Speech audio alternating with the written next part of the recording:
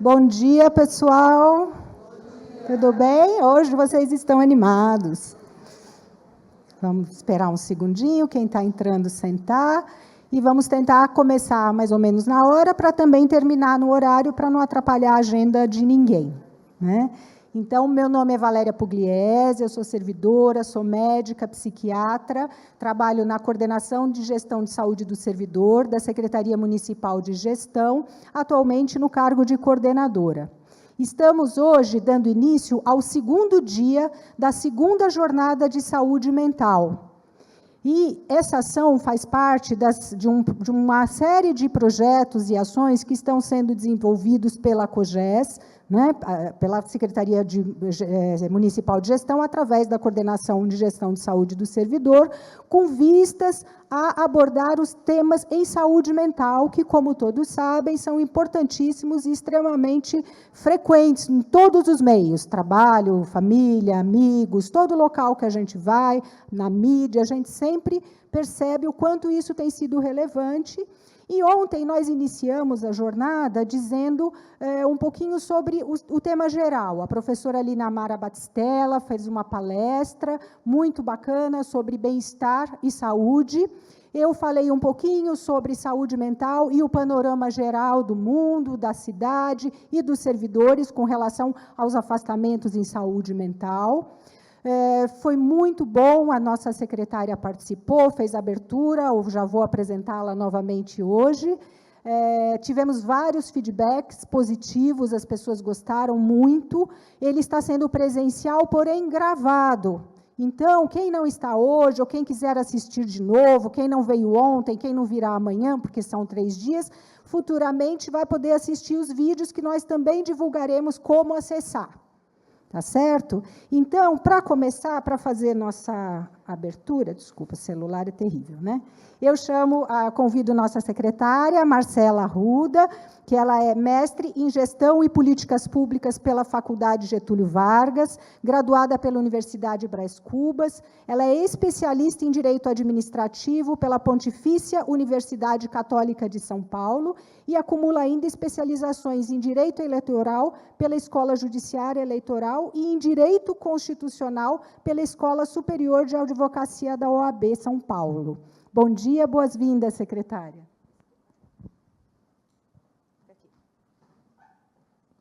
Bom dia para todas e para todos. Esse bom dia está muito fraco para o combate ao suicídio. Bom dia para todas e para todos. Melhorou muito. Eu agradeço a Valéria, agradeço a todos da nossa equipe da Coordenação de Saúde do Servidor, a COGES. Realmente, ontem a gente teve muito retorno positivo em relação às palestras, em relação à convivência que tivemos aqui e trocas de experiências. Hoje já começamos também com o pessoal da educação manifestando sugestões, e eu espero receber mais sugestões de vocês também até o final. E, de fato, eu estou muito feliz com esse evento e ter a oportunidade de compartilhar com vocês sobre um tema tão importante. Claro que mais aprender aqui, no meu caso, mais ouvir os nossos médicos. Ontem, com uma grande especialista, uma das médicas mais reconhecidas hoje no Brasil e também no mundo, ali na Linamara Batistella, com a doutora Valéria, médica psiquiatra. Então, é uma honra também hoje ouvir daqui a pouco a Thaís, a Camila, aprender um pouco mais com o Pedro na fisioterapia. E tem, assim, muitas coisas para falar. Mas o nosso foco hoje é direto ao ponto sobre o combate ao suicídio nesse mês amarelo.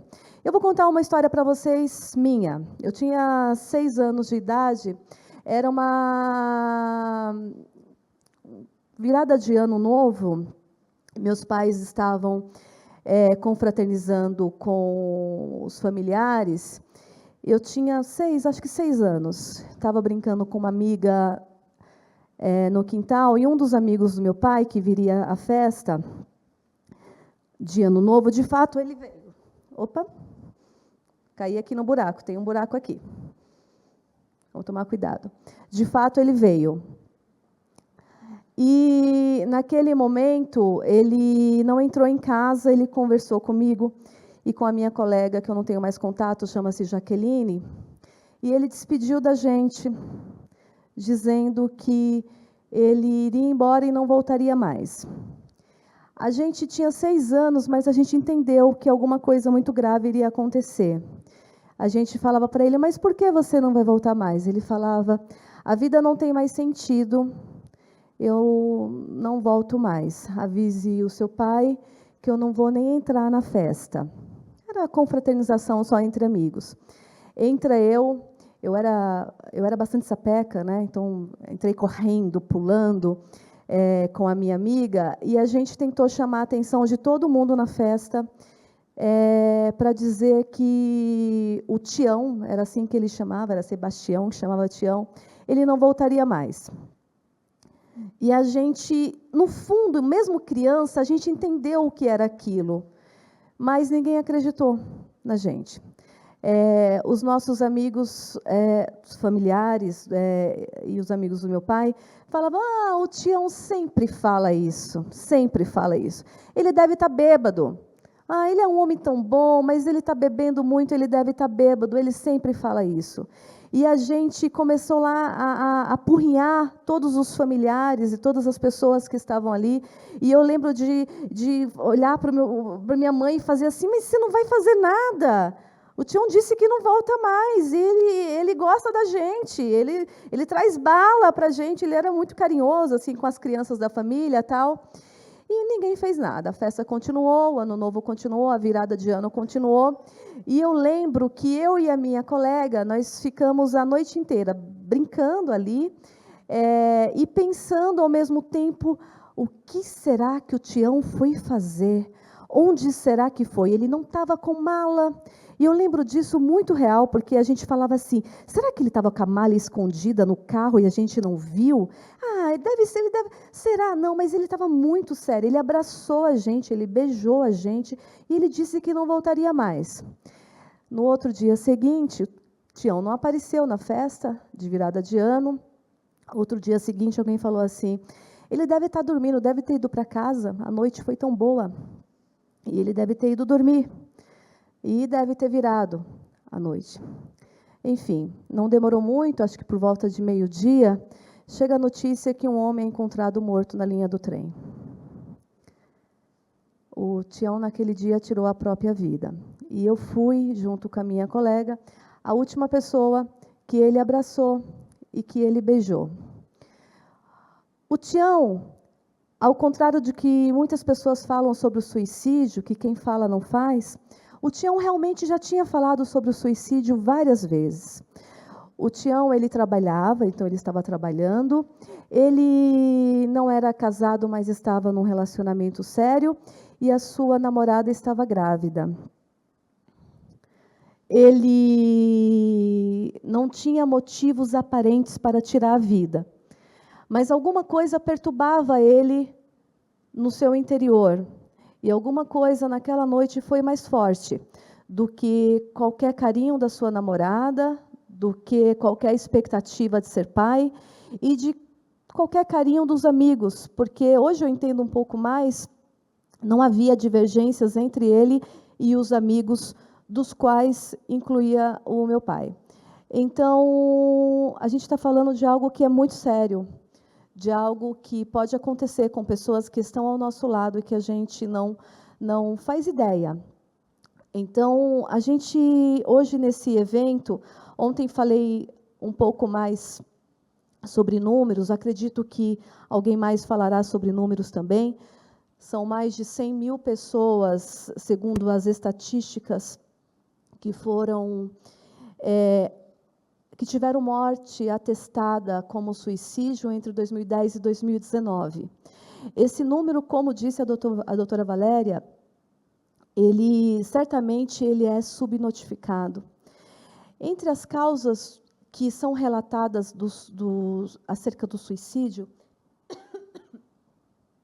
e certamente também subnotificadas, que é quando você tem a estatística, mas ela não diz o número exato, porque o fator que a envolve provavelmente não foi relatado por muitos. Entre as causas estão a depressão, os problemas amorosos, o uso de drogas, o bullying, os traumas emocionais diversos, e 96% disso tudo inclui-se traumas mentais, problemas mentais. Da minha leitura de pesquisa, até para preparar para o evento, e não como palestrante, porque a gente vai ouvir aqui, eu não achei a causa relacionada ao trabalho diretamente, como assim, causa relacionada ao trabalho diretamente, como uma causa de suicídio. E por que nós estamos fazendo isso aqui hoje, direcionado para servidores, num tema de saúde pública, que é saúde pública, mas num tema específico de saúde mental? É porque as pessoas importam. E mesmo que esse seja um tema, às vezes, não relacionado diretamente ao trabalho, nós estamos lidando com pessoas e não com números. Então, nós precisamos que essas pessoas estejam preparadas para as convivências com os seus relacionamentos entre colegas e com os seus familiares. Tudo isso, já para finalizar, tem muito a ver com uma palavra que chama respeito. Nós respeitamos esse tema e, por isso, estamos tirando 3 dias para falar na saúde mental acerca da prevenção e do combate ao suicídio. E não tenha desdém desse tema, não tenha como um tema mais da moda, como Setembro Amarelo, não tenha aflição também de ouvir, porque respeito, segundo o latim, isso é bem interessante, as pessoas não lembram disso. O respeito vem da origem do respectus, do latim, e ele significa olhar para trás. No latim, respectus é a ação de olhar para trás. Algumas pessoas dizem olhar para o outro. Então, em todos os momentos na relação de trabalho, nós devemos ter o respeito de olhar para trás, que é também olhar para o lado, olhar para o outro. Então, comportamentos importam. E hoje nós vamos falar, na sequência das palestras, sobre os comportamentos que podem ser identificados como possíveis causas. Nós temos aqui no município, nós estamos no grupo de 124, quase 125 mil servidores no nosso grupo ativos, e 217 mil servidores, se a gente contabilizar os ativos e os inativos. E eu peço desculpa, eu estou um pouco emocionada, porque essa história, eu fiquei pensando, falar de questões concretas. Eu sei que cada um tem uma história, e a minha história mais próxima é essa, ainda quando criança. Mas, quando a gente fala de história, eu estou falando aqui, então, a nossa ideia é o alcance da multiplicação, como a Márcia da educação, cadê a Márcia? A Márcia está lá. Como a Márcia da educação veio aqui relatar, complementando ontem o que os professores aqui falavam, sobre a importância de ouvir e de multiplicar. Mas eu só consigo multiplicar para esse universo de 124 mil servidores ativos se o meu colega respeitar, Márcia. E por isso que eu lembrei do respeito, da origem do respeito, que é o latim respectus, que é olhar para trás, mas é olhar para o lado, o conceito é essa relação com ações que levam. E é isso, no latim, quando você vai estudar essa palavra respeito, o conceito tem muita conexão com a relação de ações, de boas práticas, que levam ao bem coletivo.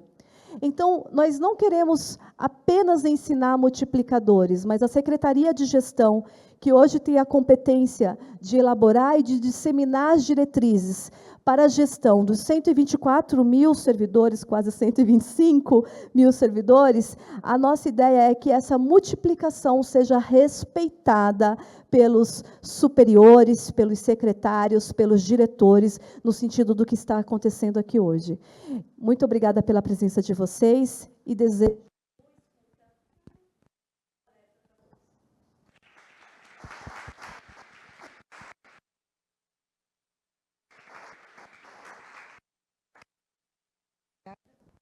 Está funcionando?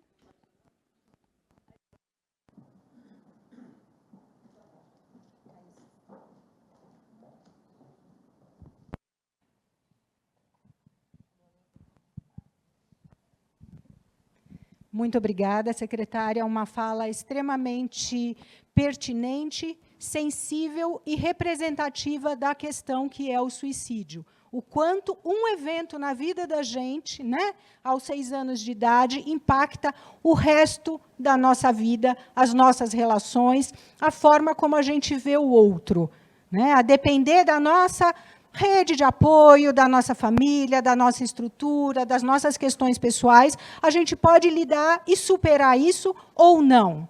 Então, é importantíssimo que o tema seja abordado, que é isso que estamos fazendo hoje. A gente não pode fugir porque é um tema difícil, a gente não pode deixar de informar porque a gente acha que vai provocar o suicídio. Isso acho que é uma coisa bastante importante, né? A minha equipe já vou apresentá-las em breve, mas vai tratar bastante sobre isso. Quanto mais informação, quanto maior o acesso à informação, o risco de um evento de suicídio reduz. Então, nenhum tema deve ser evitado, e o suicídio é um deles. A minha equipe também rapidamente levantou que tivemos 55 registros em perícia de lesões autoprovocadas entre 2017 e 2021. É um número alto, mas garanto a vocês que também subnotificado. Não temos exatamente o número, por quê? Muitas vezes é um acidente de automóvel. Ninguém diz que ele foi autoprovocado. Muitas vezes é o uso de substâncias, uma overdose, uma intoxicação alcoólica. Ninguém percebe que aquilo, na verdade, foi uma lesão autoprovocada. Então, para cada caso, temos pelo menos 20 tentativas, fora os que não são identificados, e o quanto as pessoas não estão preparadas tanto para escutar quanto para lidar. Então, acho que algumas palavras, né, que a gente precisa ter em mente o tempo inteiro, que são respeito, como disse a Marcela, acolhimento, empatia e cuidado. Não só com o outro, mas com a gente também. Então, isso serve para a gente olhar para dentro da gente e para a gente olhar para o entorno, seja no trabalho, seja em casa, seja, às vezes, no transporte, a gente olhar se tem alguém passando mal, eu vou perder meu tempo, eu vou atrasar, mas tem coisas que a gente precisa pôr na balança e ver o que no final de tudo, né, na hora que a gente faz aquela soma final do que a gente fez, do que não fez, do que devia ter feito, com certeza vai pesar positivamente. Então, com esta abertura, eu vou apresentar as palestrantes, que são parte da nossa equipe da Divisão de Promoção à Saúde e da Coordenação de Gestão de Saúde do Servidor, que vão apresentar o tema, vão aprofundar bastante, as duas vão falar, e a gente vai, entre uma fala e outra, dar um tempinho para vocês pensarem, fazerem questões, e depois teremos um encerramento também. Então, quem vai falar primeiro, eu vou apresentar as 3 pessoas, mas quem vai falar primeiro é a Thaís Valesca Gonçalves Manriques, fisioterapeuta, atuando como analista de saúde na Coordenação de Gestão de Saúde do Servidor, da Secretaria Municipal de Gestão e atuando também no Centro de Fisioterapia do município de Poá. Em seguida, falará a Camila Exner, que é terapeuta ocupacional, atuando como analista de saúde na Coordenação de Gestão de Saúde do Servidor, da Secretaria Municipal de Gestão e atuando também no Centro de Atenção Psicossocial, CAPS Adulto 3 da Lapa, do município de São Paulo. E, ao final, teremos uma atividade, uma ginástica laboral, com o profissional Pedro Paulo Redondo de Carvalho, da COGES também, fisioterapeuta com especialização em fisioterapia do trabalho. Ele é analista de saúde da COGES, da Coordenação de Gestão de Saúde do Servidor, também da Secretaria Municipal de Gestão. E realiza também atendimento domiciliar em fisioterapia. Então, eu passo agora a palavra para a Thaís, que vai começar a falar, e eu vou sentar ali bem quietinha. E eu convido também a Camila a sentar na mesa.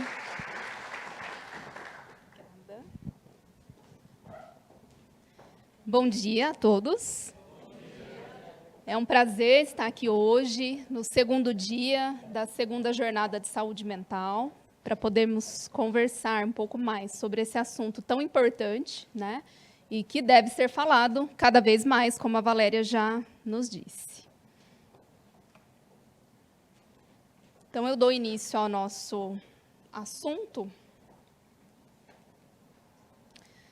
trazendo a saúde mental como ela sendo um caminho, tanto singular quanto coletivo, na busca do bem-estar. Então, como nosso conteúdo programático, nós traremos um breve conceito do que é a saúde mental, o suicídio como um fenômeno complexo, que ele é, o estigma, alguns dados epidemiológicos, alguns fatores de risco, sinais de alerta e fatores de proteção em relação ao suicídio, onde obter ajuda em relação à saúde mental, a pós-venção e as nossas referências. Então, o que é a saúde mental, né?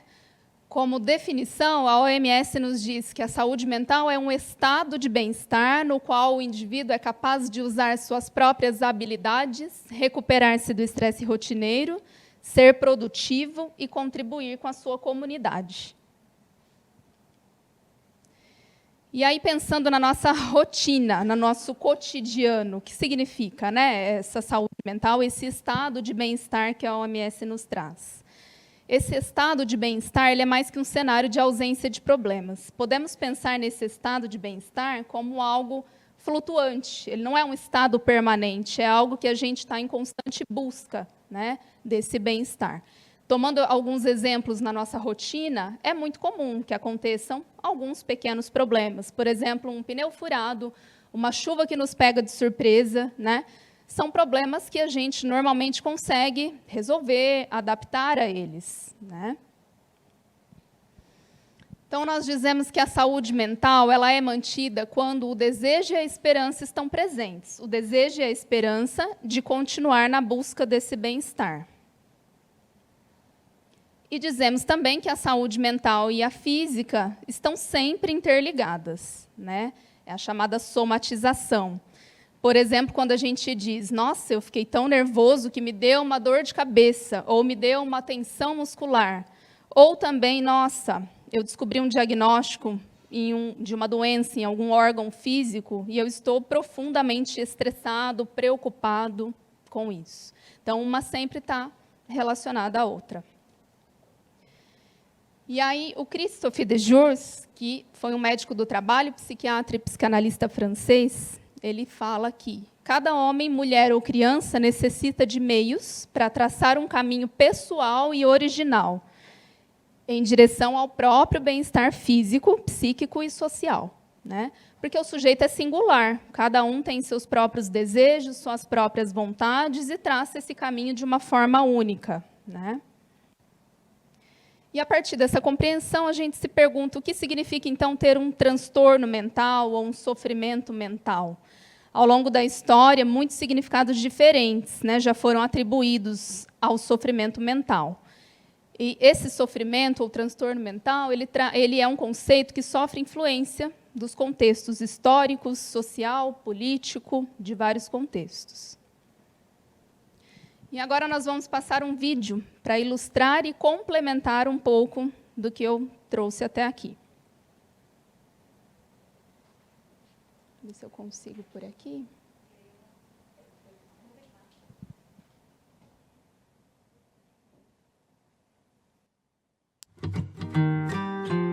O que é saúde mental? A primeira coisa a se notar é que a saúde mental não quer dizer felicidade constante, 24 horas por dia, 7 dias por semana. Ninguém tem uma vida assim. Todos teremos momentos em nossas vidas em que nos sentiremos tristes, felizes ou ansiosos. É importante destacar 3 pontos. Primeiro, podemos nos envolver em atividades construtivas. Essas atividades poderiam ser qualquer coisa. Tricotar um suéter, ler um livro, dar aula ou ser aluno de uma aula. Algo que é produtivo e desperta nossos sentidos, nosso intelecto e nos ajuda a crescer e a nos desenvolver. O oposto, então, seriam as atividades destrutivas, que de alguma maneira nos prejudicam ou nos machucam. O segundo ponto seria quando nos envolvemos em relacionamentos satisfatórios. Relacionamentos que nos fazem mais fortes ou mais felizes, que melhoram a nossa autoestima. Relacionamentos que sejam recíprocos. Não existe cota ou numeração para isso. Você não deveria pensar em ter 3.454 amigos, ou 6 ou 4. Apenas que os relacionamentos que temos sejam bons para nós.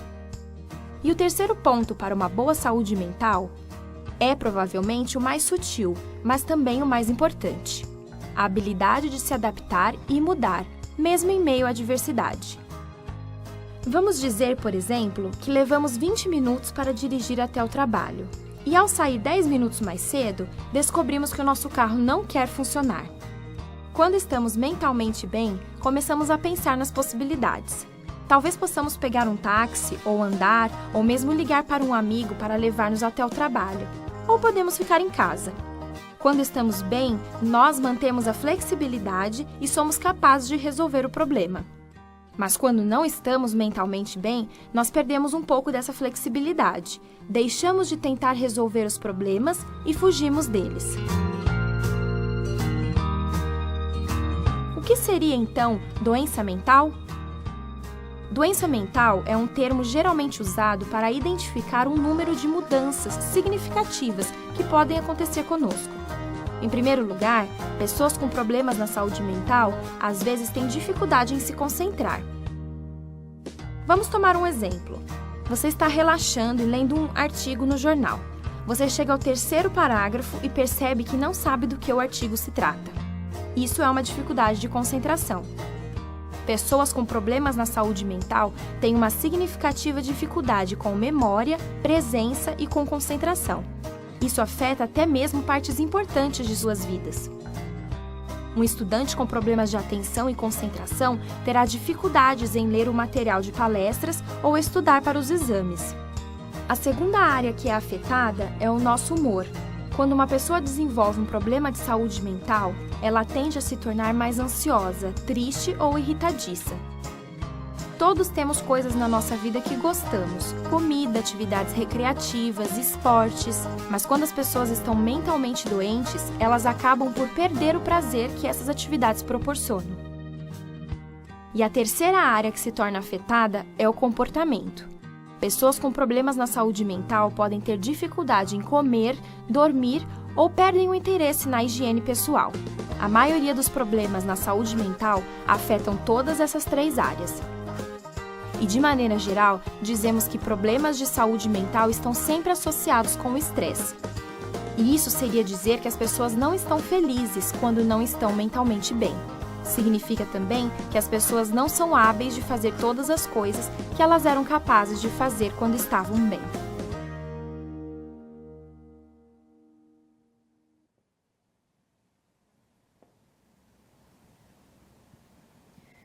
Então, o vídeo complementa um pouco, né, dá uma breve explicação, e a gente pensa na manutenção da saúde com alguns pilares que o vídeo citou, né? A nossa funcionalidade, que é a gente conseguir contribuir com a sociedade, de alguma forma, manter bons relacionamentos pessoais, relacionamento com familiares, com amigos, com colegas de trabalho, e manter a nossa resiliência, que é a capacidade de adaptação aos pequenos problemas que podem nos surgir, né, com todas essas mudanças que podem nos surgir ao longo da vida. Pensamos também nas influências que a saúde mental pode sofrer, pensando no sujeito biopsicossocial, né, o sujeito ele pode sofrer influências tanto biológicas, quanto psíquicas, quanto sociais e também espiritual. E aí pensamos no acometimento da saúde mental, né? O que seria, dentre vários outros sentimentos, vários outros sinais e sintomas, a gente cita a alteração de humor, a perda de interesse nas atividades que a pessoa normalmente tinha interesse e prazer em realizar, e a perda da capacidade de solucionar problemas, capacidade de se adaptar às mudanças da vida, né? E tudo isso pode levar ao sofrimento, à dor psíquica, à dor da alma, né? E esse acúmulo de sofrimentos, infelizmente, pode culminar no suicídio, um tema tão sensível que precisa ser cada vez mais falado, né?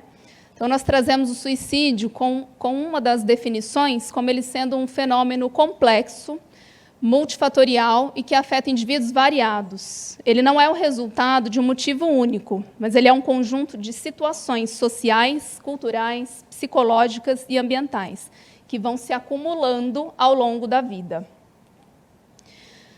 Numa definição mais literal, o suicídio é considerado um ato deliberado, executado pelo próprio indivíduo, cuja intenção seja a morte de forma consciente e intencional, mesmo que ambivalente, usando um meio em que ele acredita ser letal.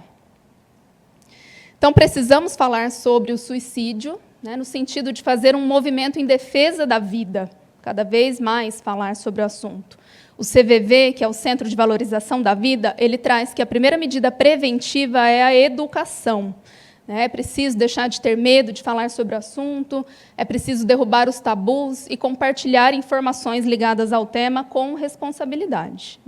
Estamos em setembro, é um mês de campanha, onde a gente reúne os esforços na prevenção contra o suicídio, mas também lembrando que não é só em setembro que devemos falar o ano todo. Então, o suicídio é um problema social de saúde pública. A gente faz essa afirmação, pensando nas determinantes de saúde, seriam alimentação, higiene, acesso à boa educação, dentre várias outras, que podem influenciar nesse sofrimento, nesse acometimento da saúde mental. Por isso, é muito claro que é uma questão de saúde pública. A saúde pública tem uma interferência grande. Então, a Karina Fulcomitsu, ela é uma psicóloga, suicidologista, escritora brasileira. Ela nos traz que o suicídio, a crise suicida, é uma crise de sentido extrema. Ela é muito mais do que o ato em si. Ela é um apogeu drástico de uma ruptura que começou no curso da vida. Então, novamente, ela é um acúmulo dessa dor, desse sofrimento. E aqui trouxemos algumas características do comportamento suicida. A primeira delas é a ambivalência, onde o desejo de viver e de morrer se confundem no sujeito em extremo sofrimento.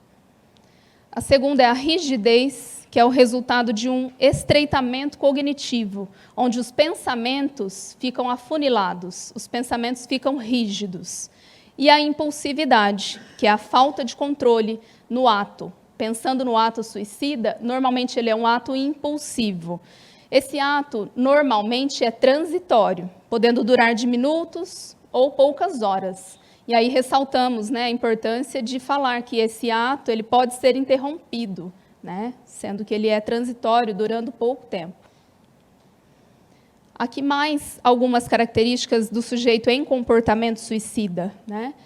A pessoa com extremo sofrimento, que chega a ter um comportamento suicida, ela tem uma distorção da percepção da realidade.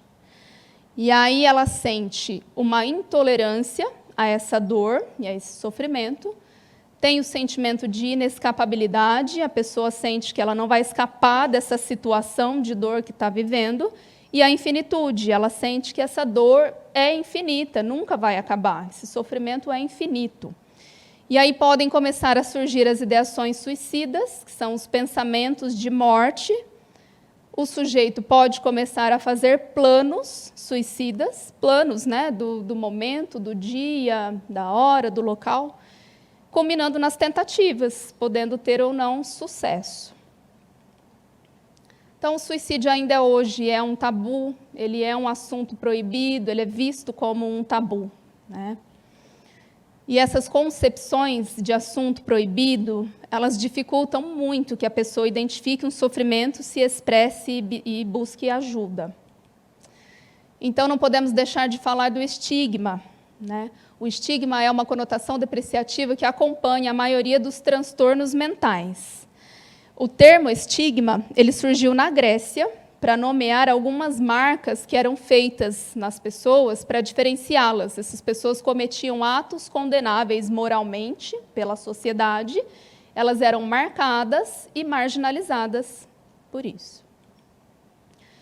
E aí o Erving Goffman, que é um sociólogo, antropólogo e escritor canadense, ele nos trouxe que o estigma é a situação do indivíduo que está inabilitado para aceitação social plena. O estigma não é uma condição do indivíduo, ele é uma construção social que é atribuída ao indivíduo. E a partir dessa estigmatização, podem surgir os rótulos e os estereótipos que podem levar à negação dos direitos e oportunidades da pessoa em sofrimento mental. Ainda sobre estigma, a Fiocruz traz no seu livro Estigma e Saúde, que o estigma é definido novamente, como um atributo negativo ou depreciativo que torna o sujeito diferente, diminuído ou possuidor de uma desvantagem. E aí, em 2006, o Thornycroft, que é um psiquiatra britânico, ele nos traz que o estigma se origina a partir da combinação de 3 elementos. O primeiro elemento é a ignorância, que é a falta de conhecimento e a desinformação acerca do assunto de saúde mental.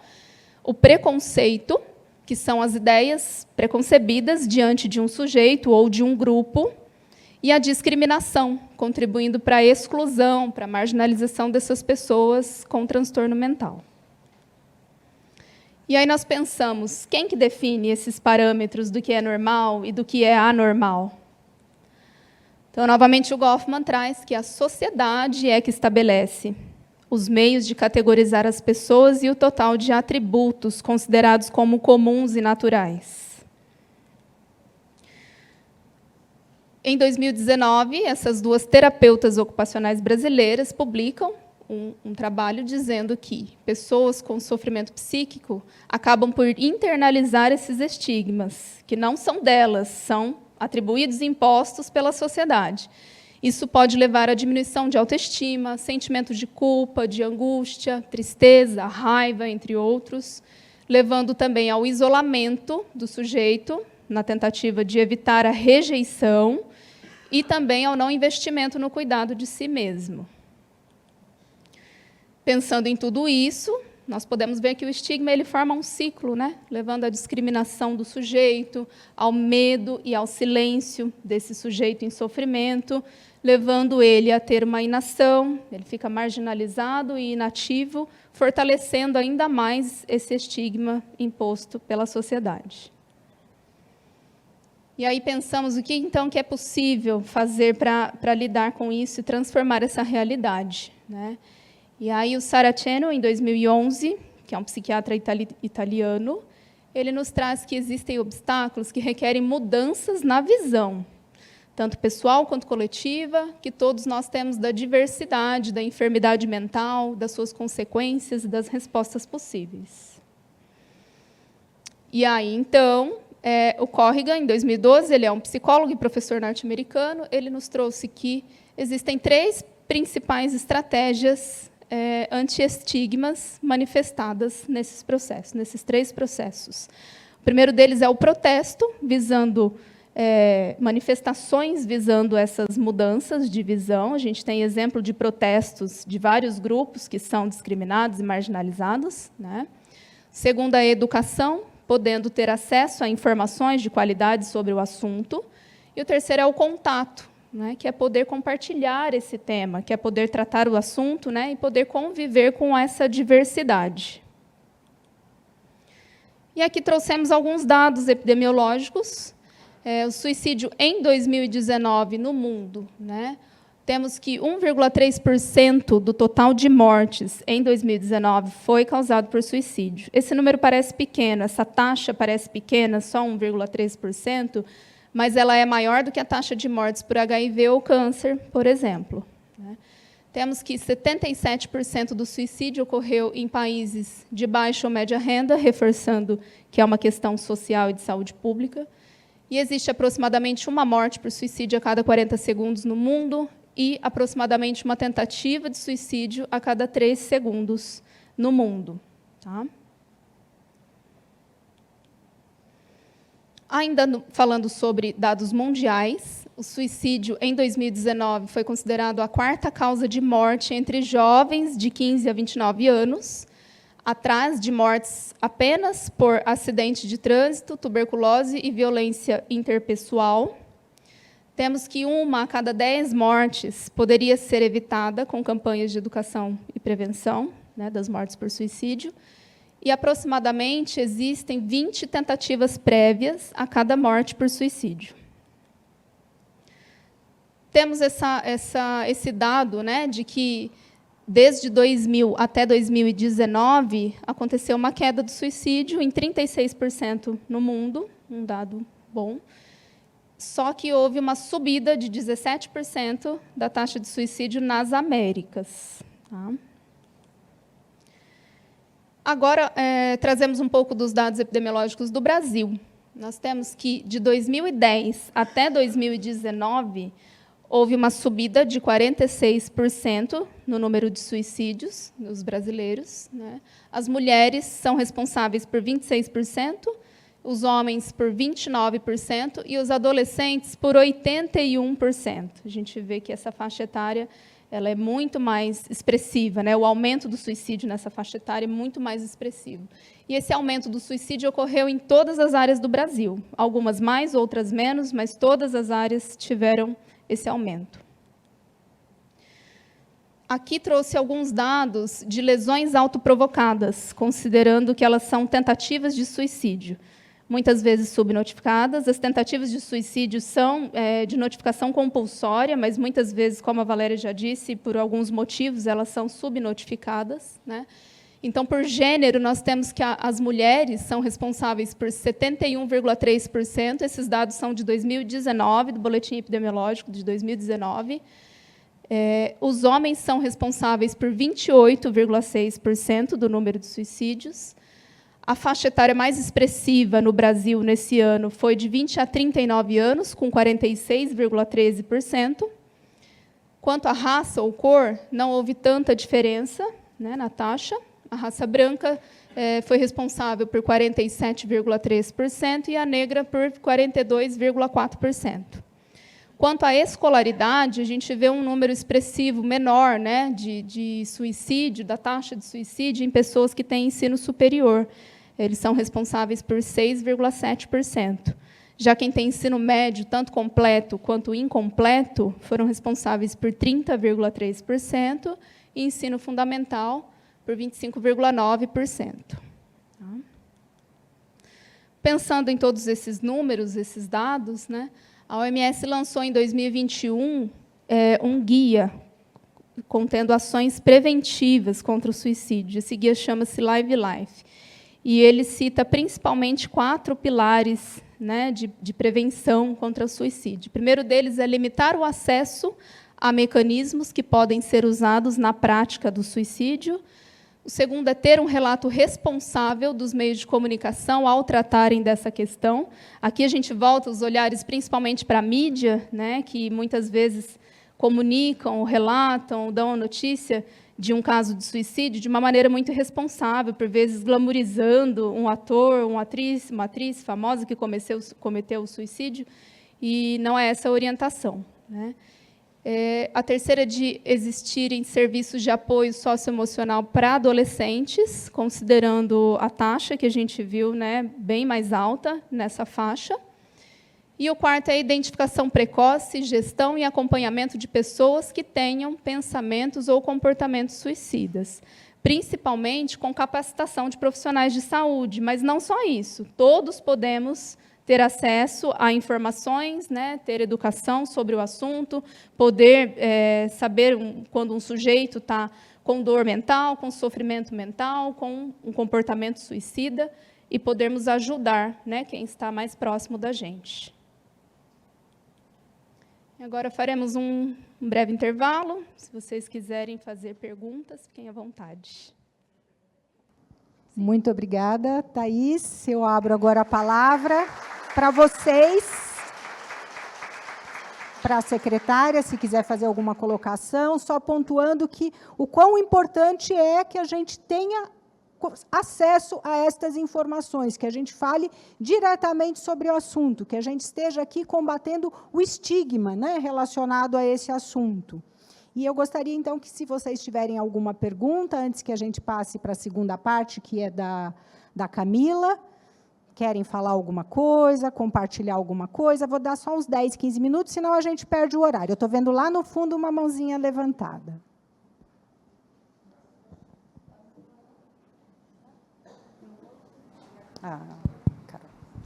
Bom dia a todos e todas. Meu nome é Cássia, eu trabalho em COBES, na Secretaria Municipal de Gestão. Eu estou aqui em São Paulo há 4 meses.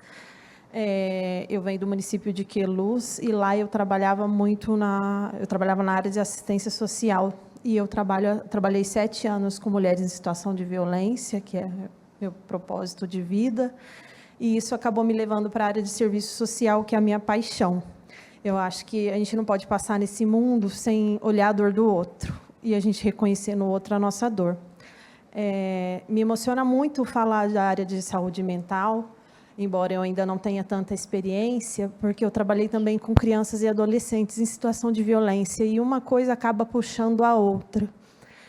Eu percebi que, assim, na minha vivência, a gente acaba omitindo e não querendo falar em determinados assuntos, e isso contribui muito para que as pessoas se suicidem. Eu participei, assim como a secretária Marcela, de inúmeras situações na minha cidade.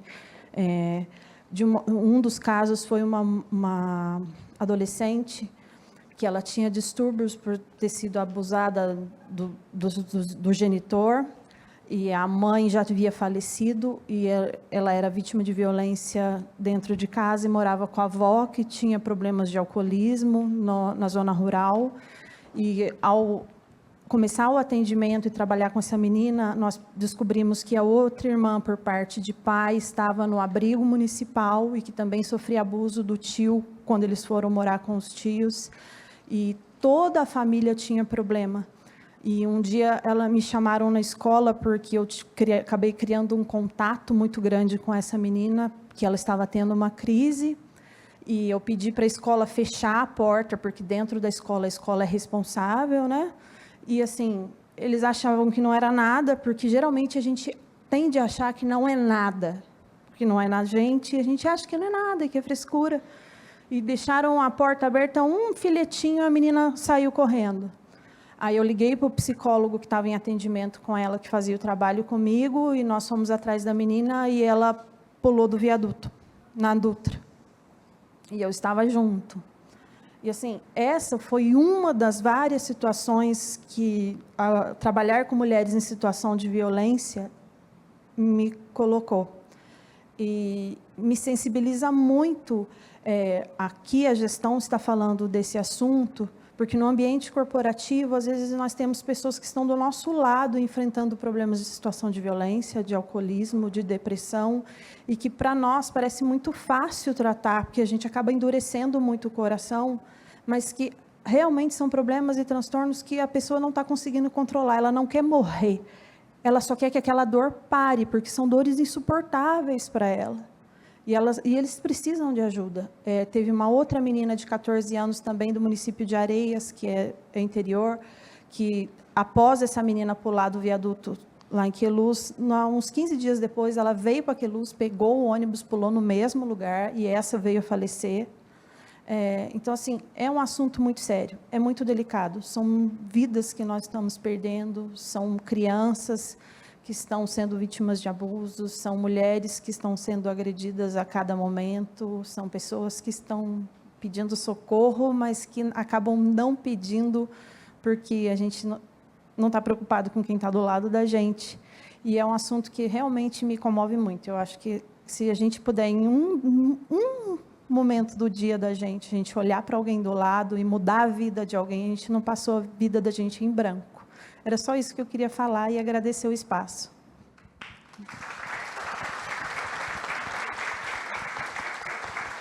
A gente tem mais uma pergunta aqui, mais duas perguntas. Falar aqui para a Thaís e para a Camila, o que eu entendi da consideração da classe não é bem uma pergunta, mas é uma consideração muito importante, porque a gente não consegue conversar com a alma do outro. Até tem uma música que diz assim, se eu pudesse conversar com a tua alma, eu diria para ficar calma. A gente não consegue conversar com a alma do outro, mas aí é uma provocação, talvez, para a próxima palestra, o que a gente, quando está diante dessa situação, o que a gente pode fazer mais ainda, além dos 3 mecanismos de afastar, porque as ferramentas nem sempre são com elas que se utilizam, nem sempre é o copo com água que será quebrado para uma ferramenta de suicídio. Ontem, a Guarda Municipal, parabenizando o nosso evento, a Guarda aqui do prédio mesmo, subiu comigo no elevador e falaram assim, olha, é de extrema importância esse tema, não é noticiado na mídia, mas quase todos os dias aqui no viaduto do Chá tem uma tentativa de suicídio e a Guarda Municipal é a primeira a acolher. Então, nós estamos falando de um problema que é muito próximo, não é nada distante, é algo que realmente é muito próximo a gente. Vamos ouvir a próxima pergunta?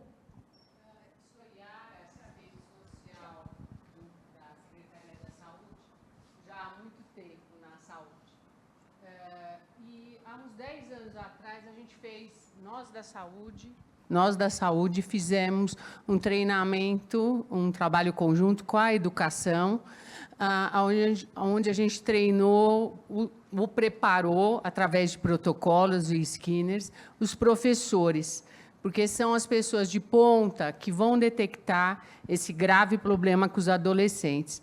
E eu acredito que vocês, né, que trabalham com pessoas, com nossos funcionários, servidores, mesmo sendo uma categoria, pelo menos na área da saúde, que está sendo extinta, eu acho que vocês deveriam também criar protocolos, né, para os jovens professores que estão chegando, para os jovens profissionais da rede de saúde, que hoje são terceirizados, a terem esse olhar no preparo e de como detectar isso.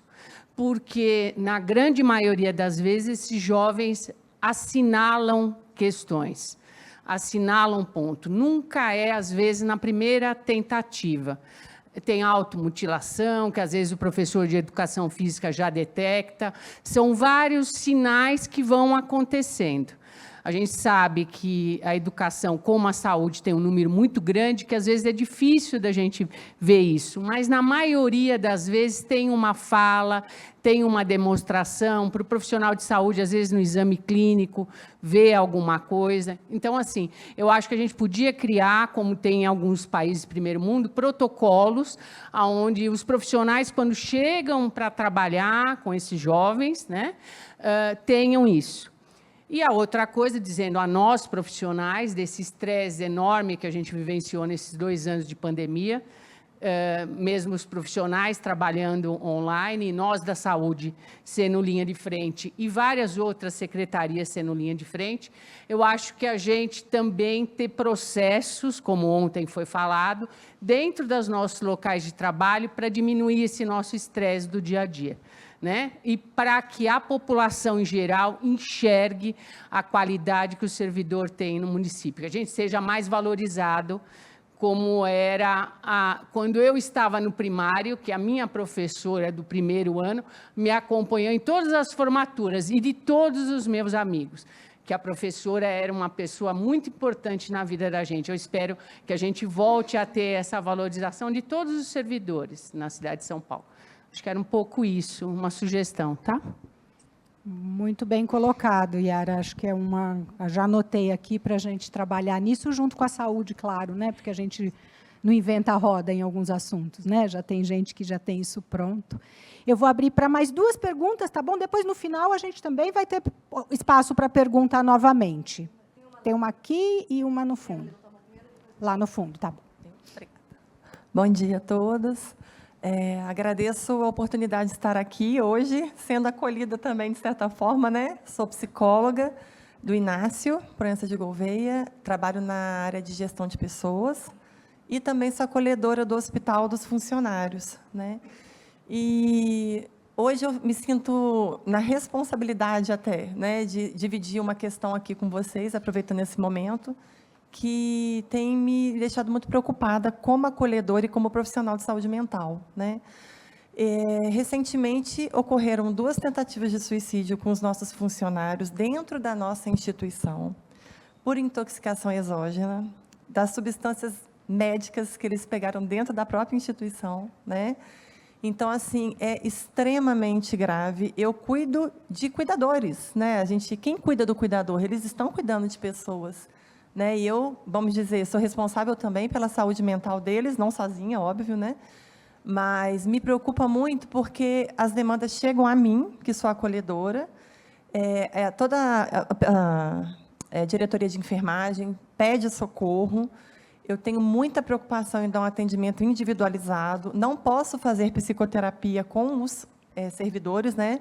Mas eu tenho o dever de acolher, de entender o que está acontecendo, de encaminhar, né? Enfim, dentro desse contexto, o que eu conversei com o pessoal, o que a gente pode fazer para melhorar um pouco a questão dessa saúde mental, porque estão adoecidos, sobretudo com a pandemia e tudo mais, né? Já estavam antes, agora cada vez mais. Então, a gente desenvolve uma atividade de mindfulness, que são grupos de meditação.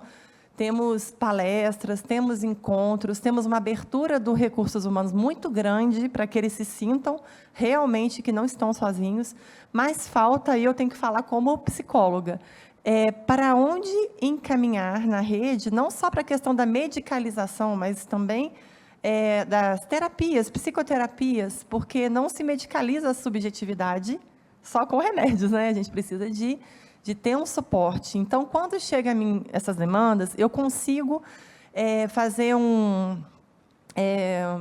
encaminhamento bem profícuo, mas assim, área médica, ok, alguns CAPs têm, mesmo que não tenha um psiquiatra, tem um clínico geral, UBS, mas a parte de terapia, que a gente sabe que não é só o remédio, a gente precisa de um acompanhamento terapêutico, é extremamente difícil, né?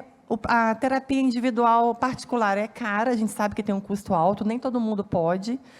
Muitos não têm plano de saúde. Então, assim, o Hospital do Servidor não dá conta, são muitas demandas.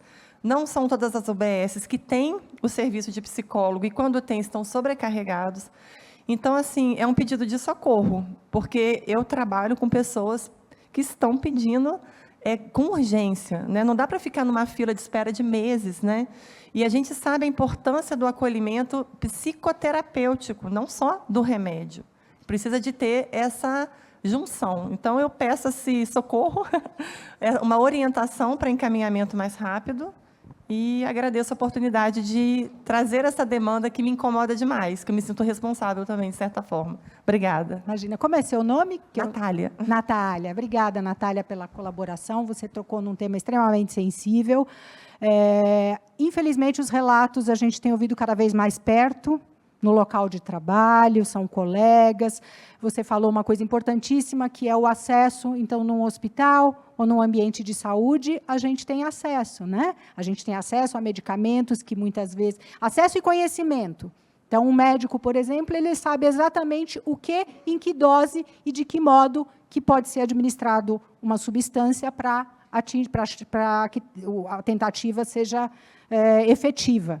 Então, são populações de extremo risco. Por outro lado, existe um estigma na saúde, né? Sempre que eu mostro, que a gente mostra os dados, os adoecimentos por saúde mental dentro das categorias de saúde são menores que os demais, menores que os professores, o que certamente é uma subnotificação, porque a gente que é do meio sabe que não é assim, mas o estigma é grande, né? Que é o que a Thaís falou também, a gente precisa capacitar o restante dos profissionais, não só a saúde mental. E você também falou uma coisa importante, saúde mental não é o psiquiatra, não é remédio, é um dos fatores. A gente precisa lançar mão de uma série de outros recursos. Amanhã o tema será exatamente esse, caminhos e possibilidades. Não existe uma resposta concreta. A SEGES, ela está começando a pensar em políticas de valorização. Eu vou passar a palavra para a secretária, que vai complementar. Estamos pensando como a gente facilita o acesso do nosso servidor à saúde, inclusive, principalmente, à saúde mental. E, junto com o que a Yara falou também, que a gente precisa pensar, bolar um protocolo, né, para todos nós, a gente ter pelo menos um manualzinho para abrir quando acontece alguma coisa. Complementando a palavra da Valéria, a gente vai lançar hoje aqui, o Pedro nem está sabendo, mas ele será lançado hoje aqui, não o Pedro, tá? É um projeto da equipe do Pedro na condução da Valéria, coordenadora. Eu quero agradecer a Yara e a você também, na qualidade de psicóloga, trazer contribuições e mostrar para a gente a realidade, né? A gente fala aqui, a minha proposta ontem, para quem estava aqui, foi justamente essa, a gente não ficar só nessa falácia, a gente vai sair daqui com alguns encaminhamentos concretos, junto aos secretários e junto aos diretores, coordenadores. Eu anunciei ontem que a gente contratou para a COGES mais 6 médicos para capacitação de saúde mental específica. Então, eles já estão trabalhando com esse projeto de capacitação para disseminar. Eu sei que, quando eu falo 6, no universo de 124 mil servidores, eu sei que não é muito. Então, eu antecipo, eu sei disso, mas a gente precisa sempre dar o primeiro passo. Esse é o primeiro passo para complementar a equipe COGES. Além desses médicos, nós estamos trazendo outros 3 médicos, e é fruto de um acordo nessa semana. E aqui agradeço a minha chefe de gabinete, Regina Silvério, que está aqui, que viabilizou a conversa com o Hospital do Servidor também para um pacto maior com a COGES. Então, isso eu nem anunciei ainda, tá, gente? A gente está anunciando aqui de primeira mão. Além dos médicos, a equipe da Valéria tem, com o apoio da área da saúde, como ela disse, tem questões que são diretamente com a saúde. Nós estamos também lançando um projeto de intensificar a participação da saúde mental. Então, a contribuição da COGES na saúde mental nos polos diversos do município, o que alcança, sim, os hospitais, o que alcançará as escolas. Então, contaremos muito com o apoio de vocês. Os problemas são diversos. O que você fala é em relação à medicação, tem outros em relação a drogas, outras diversas. Temos também casos relacionados ao alcoolismo e vários casos. Existe uma subnotificação nossa para a COGES, então eu fui apurar isso também, porque a gente deveria noticiar mais para a COGES as questões que estão ao nosso lado. Então a gente foi procurar, até para não dar nomes, claro, aqui, né, mas para ter exemplos de dados, a gente entende que há uma subnotificação de pedido de apoio. Então, às vezes, quando vem a situação, é porque já está naquela situação máxima, enfim. Aquela frase de que a dor de hoje serve para encorajar amanhã, ela serve para muitas situações. No caso do suicídio, nem sempre. A dor de hoje, às vezes, não tem oportunidade de amanhã. Então, por isso que a gente precisa e reconhece que as ações são imediatas. E sobre o projeto que será lançado, é um projeto da saúde ocupacional. Então, está com a equipe de fisioterapeutas aqui. Levanta a mão os nossos fisioterapeutas da COGES, deve estar faltando mais alguém. Então, tem 4 fisioterapeutas aqui. Da saúde ocupacional, a gente intensificou essa equipe mais recentemente, com o apoio da Valéria. Eles estão, além do trabalho na nossa clínica mesmo, na COGES, eles estão com um projeto, o doutor Pedro vai falar um pouco mais adiante, quando ele for passar uns exercícios para a gente, que ele vai fazer isso, um projeto para disseminar essa prática ocupacional. Tem um outro nome difícil, né, doutor Pedro? Ginástica laboral, cinesioterapia laboral. Eu vou ficar só com a ginástica laboral, que é mais fácil de lembrar. Cinésio é o nome de uma pessoa, não? Pode ser o nome de uma pessoa. Então, isso também a gente está lançando hoje aqui na Secretaria de Gestão, mas é algo que vai alcançar os nossos diversos polos. Obrigada pela contribuição. Vamos ouvir a próxima pergunta. Bom dia a todos, meu nome é Denis, tá? Eu sou enfermeiro, tá? De uma unidade de vigilância e saúde. Então, a gente trabalha com os dados também, né? Eu sou interlocutor de imunização, então... Mas achei interessante a apresentação que ela trouxe para nós. Quando ela fala dos dados epidemiológicos, 71% são mulheres, né? E 28,6% homens. Aí, na sua análise, que você atrela a isso, né? Essa tentativa, né? Por ser mais mulheres, né? Qual que é a sua análise que você faz a respeito disso? Tem algum dado que fala sobre isso? E, ao mesmo, se aplica para a questão da escolaridade, né? Que a gente vê uma diferença muito grande, né? Também. Você poderia explanar um pouquinho mais, para a gente entender um pouquinho mais? Obrigado, viu? Posso, sim. Imagina, obrigada pela pergunta. A gente tem, assim, uma explicação sobre isso, sobre esses dados que você falou. O número de tentativa de suicídio é maior nas mulheres, mas o número de suicídio realmente realizado é por homens. E a explicação que temos sobre isso é de que os homens têm um acesso mais fácil, devido à cultura, um acesso mais fácil ao uso de substâncias, um acesso mais fácil a meios de cometer o suicídio. Por isso que o número de tentativas é maior em mulheres, mas o número de suicídio é maior em homens. A outra pergunta sobre a escolaridade. Então, a gente reforça sobre o sentido de educação, né? Acesso à informação. Então, quem tem nível superior, a gente viu que tem uma taxa menor, né, de número de suicídios. E aí reforçamos isso sobre o acesso à educação mesmo. Certo?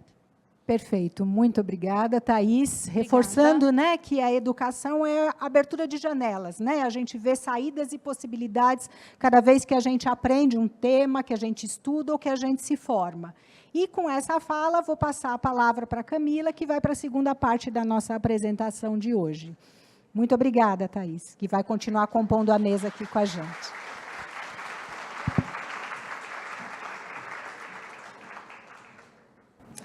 Bom dia. Em primeiro lugar, né, eu gostaria de agradecer a presença de todos vocês e dizer que, para a gente, né, aqui do COGES, é uma oportunidade para a gente também estar mais próximo de vocês, né, dos servidores. Eu, a Thaís e também um outro pessoal que está aqui hoje, nós entramos recentemente para a coordenação de gestão de saúde do servidor. Tem um pouco mais de 2 meses. E aí a gente vê como uma oportunidade mesmo, né? Poder estar aqui, poder conhecer mais vocês, poder ver um pouco o rosto, né, desses servidores, que a gente vê tantos números, né, mas que agora a gente está vendo o rosto, né, de alguns. A gente sabe que são muitos, mas é uma oportunidade, ainda mais a gente ter ficado tanto tempo, né, numa pandemia que a gente não pôde se encontrar pessoalmente. Então, estar aqui hoje é um privilégio, né, muito importante. E eu gostaria de, para dar continuidade, né, às informações trazidas pela Thaís, eu vou falar um pouquinho sobre o Setembro Amarelo, enquanto trazer um dado de curiosidade mesmo, para vocês poderem entender um pouco como que começou essa campanha. Então, em 1994, em Colorado, lá nos Estados Unidos, houve um suicídio de um jovem chamado Mike M., e foi um suicídio que mobilizou muito a cidade em que ele morava. No dia do velório, os pais do Mike disponibilizaram algumas cartas, né, algumas cartinhas assim, para as pessoas que foram no velório, com algumas frases de apoio para quem estivesse também passando por alguma situação difícil emocionalmente. Então, essa história foi uma inspiração aí para essa criação dessa campanha, que foi pensada pelo CVV, que é o Centro de Valorização da Vida, pelo Conselho de Medicina e pela Associação Brasileira de Psiquiatria. E essa campanha ela começou a acontecer em 2015 aqui no Brasil. Então, ela é recente, né? Relativamente recente. O dia 10 de setembro foi eleito o Dia Mundial da Prevenção do Suicídio, né? Foi um dia escolhido, né, para se pensar mais nessa questão. Esse ano, o tema foi Criando Esperança através da Ação. Então, a ideia é poder focar na ação coletiva. Então, como que todos os atores sociais podem compor para pensar essa questão da prevenção do suicídio. Então, desde nós, né, enquanto pessoas, trabalhadores, e passando por outras instituições, ONGs, né, pensando no governo, né, a gente, enquanto profissional de saúde, enquanto professores, enfim, acho que pensando os atores de uma forma geral da sociedade, como cada um pode contribuir. A gente vai falar um pouquinho de quais são os fatores de risco. Então, o pessoal que falou um pouco agora já trouxe alguns, né? Trouxe algumas cenas que a gente já pôde pensar alguns desses fatores. O desemprego ou a mudança de situação empregatícia financeira é um fator de risco, tanto que existem pesquisas que mostram que, quando a gente está numa situação econômica mais difícil, acontece um aumento na taxa de suicídio ou tentativas. Situações de violência e abuso. Então, como a Cássia trouxe, né, na fala dela, dessa situação, né, na escola, em que aquela criança sofria, né, abuso, então acaba sendo um fator aí muito importante de risco, especialmente quando ele acontece na infância. Perda de ente querido, então a vivência ali de situações de luto, condições clínicas incapacitantes, violações de direitos, discriminação. Então, a gente falou aí de alguns grupos que sofrem mais discriminação, mais estigma, né, como a Thaís trouxe, isolamento, rejeição, sentimento de culpa, abuso de substâncias psicoativas. Lembrando que não é a substância em si. Então, o uso de uma substância psicoativa, ela não a gente não pode dizer que o uso em si, isoladamente, causaria um fator de risco, mas é ele inserido em um contexto. Então, a gente percebe que pessoas que fazem um uso importante, geralmente estão vivenciando situações de vulnerabilidades sociais muito grandes, né? Na verdade, nenhum fator desses de risco deve ser visto isoladamente, é sempre dentro de um contexto. E conflitos familiares também podem ser vistos enquanto um fator de risco. A gente vai trazer alguns sinais de alerta, tanto comportamentais quanto verbais. E aí, pensando muito no nosso dia a dia, de repente, tanto na nossa casa, com amigos, ou mesmo no ambiente de trabalho, como que, de repente, a gente pode identificar alguns comportamentos que podem revelar um risco. Então, pensando primeiro nos comportamentais. Quando a pessoa ela manifesta uma raiva muito intensa, um isolamento social, mudanças bruscas de humor, impulsividade e interesse por situações de risco. Então, como a Valéria disse, né, nem sempre a gente consegue atribuir a causa da morte com um suicídio. Por exemplo, numa questão de um acidente de carro, por exemplo. Pode ser visto enquanto um acidente, mas pode ter sido um suicídio, uma tentativa ou um ato concreto. Aumento de uso de álcool e drogas, desejo de vingança, falta de sentido para viver, sensação de estar preso. E aí, falando um pouco dos comportamentos mais diretos. Então, quando a pessoa começa a se desfazer de objetos importantes que são significativos para ela de alguma forma, quando ela fecha a conta corrente, se despede de parentes, começa a fazer seguro de vida ou um testamento, compra armas, estoca comprimido, apresenta um súbito interesse em religião ou um desinteresse. Então, quando a pessoa ela era muito religiosa e ela deixa de frequentar ali o espaço em que ela exercia aí, né, a religião dela, ou quando ela começa a manifestar um interesse repentino. Fazer uma carteira de doação de órgãos, casos extremos de irritabilidade, culpa, choro, então são alguns indicativos. Também podemos falar dos sinais verbais. Então, frases como eu não aguento mais, ninguém precisa de mim, não sou mais quem eu era, sou fracassado, sou inútil, não consigo encontrar uma solução, estou cansado, você não precisará mais se preocupar comigo, podem ser alguns indicativos. E existem alguns sinais mais diretos. Então, quando a pessoa já expressa esse desejo de morrer, de se matar, de desaparecer, de dormir e não acordar, de deixar as pessoas em paz, como se ela fosse um peso. Ou então, se ele não me aceitar de volta, eu vou me matar. Então, por vezes, alguma relação ali afetiva, um término de uma relação, isso também pode ser um desencadeador. Podemos também falar dos fatores de proteção, que são muito importantes. Então, quando existe uma rede de suporte ali, seja de amigos, familiar, e uma coesão comunitária, que é a gente poder se apoiar, de fato, na comunidade que a gente vive. Ter acesso a uma educação de qualidade, a alimento, a saúde, a moradia. Então, é isso que a gente vem frisando muito, do quanto que os fatores sociais são ligados ao suicídio. Para a gente poder pensar um pouco aqui junto, a gente vai trazer algumas afirmações. Eu gostaria que vocês pudessem dizer o que vocês acham, se é verdadeiro ou falso. Então, se uma pessoa que pensava em suicidar parece mais tranquila e fala menos sobre isso, significa que está fora de perigo. Falso. Então, muito de fato, bem. Não é porque a pessoa deixa de expressar aquilo em palavras que significa que ela não corre mais um risco. Então, ela pode expressar isso de outras formas, né? Por ações, por gestos, por comportamentos. É importante poder se atentar. A expressão da ideação suicida nunca deve ser interpretada como simples ameaça ou chantagem emocional. Parece que estão meio em dúvida. Verdadeiro ou falso? Quem acha verdadeiro, levanta a mão. Quem acha que é falso? Tá. Verdadeiro. Verdadeiro. Vocês estão certos. Então, a melhor forma da gente poder, de fato... Deixa eu botar.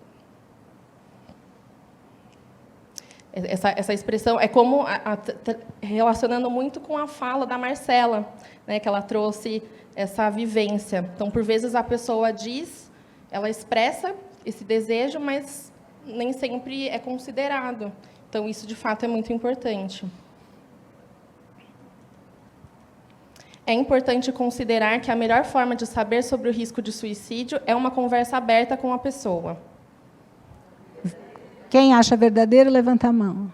Isso. Quem acha falso? Muito bem. Não houve dúvidas de que é verdadeiro, né?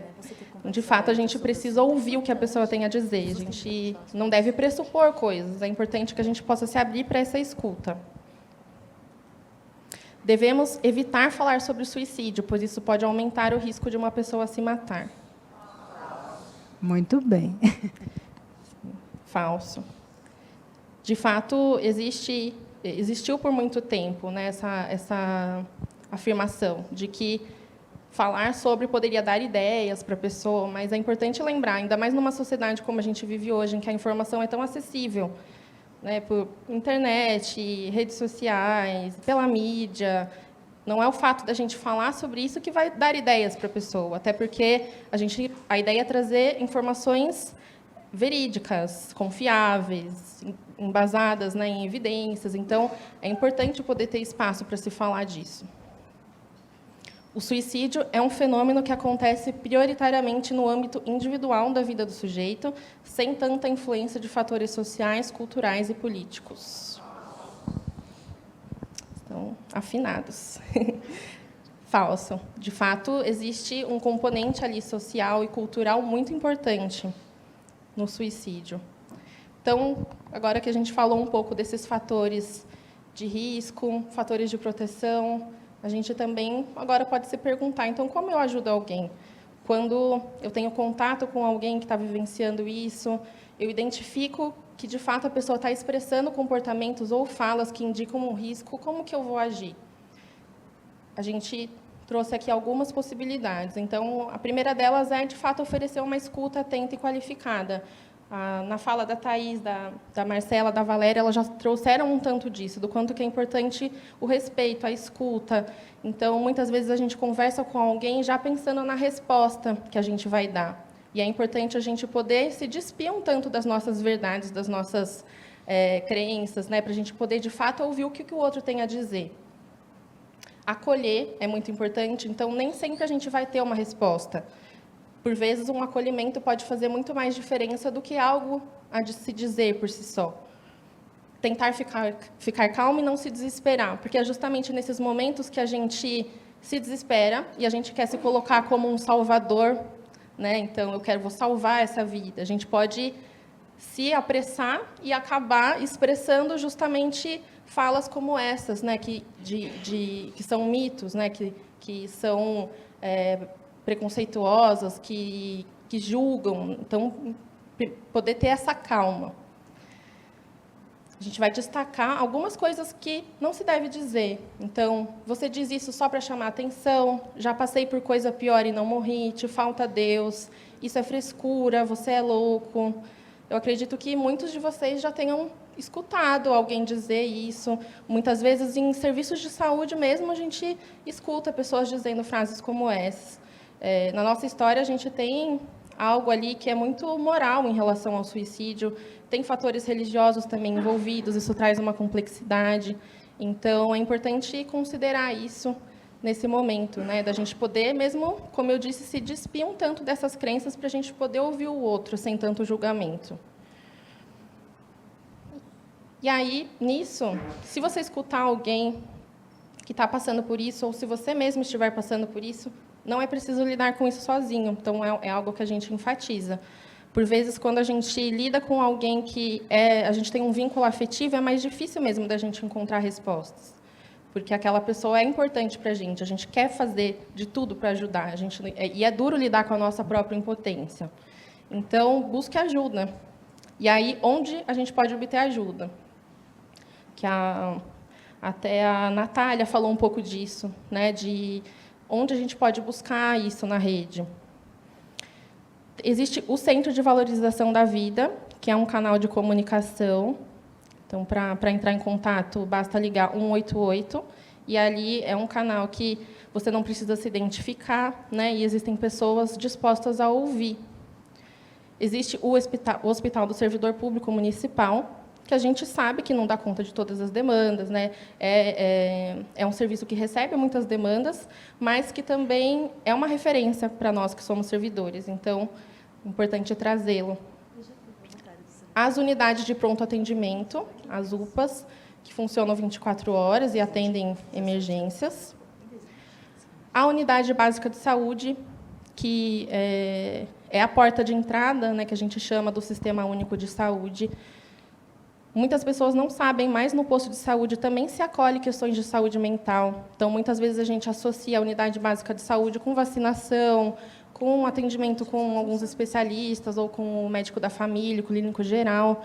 Mas é um local que também é possível obter acolhimento em saúde mental. Existem alguns grupos, algumas práticas integrativas, que a gente vai falar mais sobre elas amanhã. E existe o CAPS, que é um centro especializado em saúde mental. O CAPS ele é um serviço que é aberto, que é substitutivo, comunitário e territorial. Então, o que isso significa? Ele é substitutivo porque ele vem para substituir um atendimento feito em hospitais psiquiátricos, que antes a maior parte das pessoas com questões de saúde mental eram internadas em instituições, muitas passavam muitos anos, inclusive, nesses locais. Então, hoje, existe um redirecionamento dessas estratégias e os serviços se voltam muito mais para o território e para a comunidade. E aí, quando a gente fala na comunidade, é justamente poder fazer um cuidado extramuro. Então, poder sair de dentro do serviço e estar na comunidade. Isso que é o diferencial aí dos CAPs. Existem 3 tipos de CAPs. O CAPs adulto, que atende adultos com questões de transtornos mentais variados.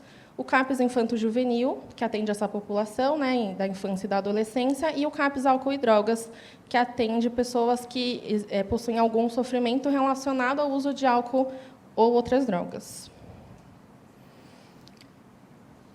Para além da gente falar um pouco de onde a gente pode buscar essa ajuda, a gente também decidiu trazer um pouco sobre a pós-venção. Muitas pessoas já ouviram falar de prevenção, é um termo que é mais conhecido. E a pós-venção não é tão conhecida. E aí, o que seria essa pós-venção? A partir de um momento que o ato suicida ele é consolidado, existem os sobreviventes que ficam dessa experiência. O Edwin Schneidman é um psicólogo e suicidologista norte-americano. Ele vai trazer que a pós-venção é a prevenção para futuras gerações. Então, é justamente poder pensar em ações de cuidado para esses sobreviventes. E, por sobrevivente, pode-se entender amigos, familiares, vizinhos, pessoas da comunidade, colegas de trabalho, qualquer pessoa que, de alguma maneira, foi afetada por um suicídio. Então, são intervenções para essas pessoas que cometeram esse suicídio completo, para os sobreviventes, né? Para aqueles impactados pelo suicídio. Existem alguns objetivos com essa pós-venção, que é trazer alívio para esse sofrimento, prevenir o aparecimento de reações adversas e complicações desse luto, minimizar o risco de comportamento suicida. Então, é comum que pessoas que foram impactadas pelo suicídio possam ter um risco maior de também cometer esse ato ou de tentar. Então, é muito importante se voltar para essas pessoas. Promover resistência e enfrentamento. A gente tem uma estimativa de que existem 6 sobreviventes para cada morte por suicídio, em média. Então, são muitas pessoas que são impactadas por isso. Acredito que todo mundo aqui tem alguma história para contar, ou de alguém que conhecia que consolidou esse suicídio, ou que tentou, ou que conhece alguém, enfim. Mas muitos de nós já vivenciamos situações como essa. Para quem já vivenciou, né, bem sabe que o luto vivido pelo suicídio é um luto muito diferente de outros tipos de morte. tanto pensando na intensidade, na duração, quanto aos sintomas depressivos e o impacto na família. Então, costuma ter um efeito muito intenso nas pessoas que são impactadas por isso. Especialmente porque costuma haver o acúmulo do quem sabe e do talvez, que a gente chama, que é da gente se perguntar, quem sabe se eu tivesse feito diferente? Então, na situação que a Marcela trouxe, né? Quem sabe se naquele momento que ele anunciou ali que ele não voltaria, quem sabe se eu tivesse falado alguma coisa, quem sabe se eu tivesse juntado a família ali, ter feito uma mobilização, quem sabe se eu tivesse escutado. E isso tudo pode trazer um sentimento de culpa, de vergonha, de autorresponsabilização, até mesmo de rejeição ou de abandono, né, de se sentir abandonado por aquela pessoa que cometeu esse ato. E isso pode levar a pessoa a se isolar mais. Então, é muito importante poder acolher essa pessoa.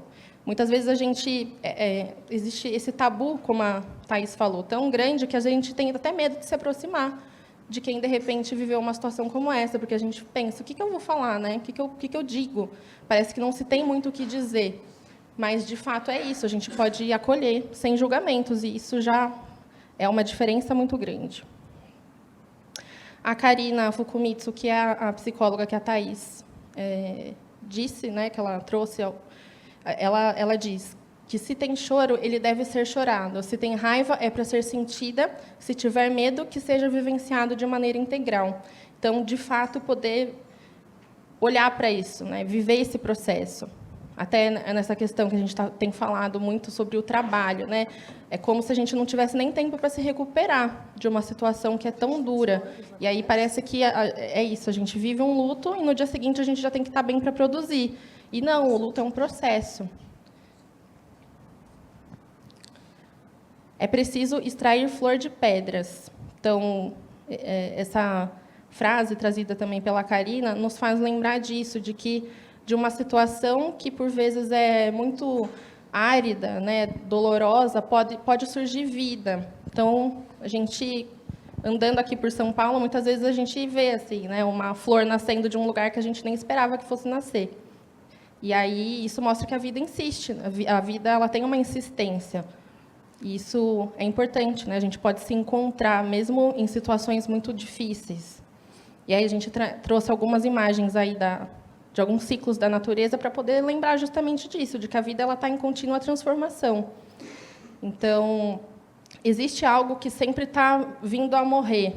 E isso não digo da morte em si, mas de algo simbólico também, que a cada dia que passa a gente renasce, né? A gente está em transformação, a gente muda de trabalho, as nossas relações mudam, os nossos objetivos, a nossa cabeça, né? Tudo isso vai mudando. A gente tem um movimento na vida muito cíclico. Então, é importante poder olhar para isso. Lembrando também que o ser humano ele tem uma capacidade de se encantar, de criar sentidos. Então, a gente poder olhar para cada ser humano na sua singularidade, na sua potência, e poder criar. A gente tem que ser criativo, né, no nosso dia a dia, assim. E isso é importante, né, lembrar dessa capacidade que o ser humano tem.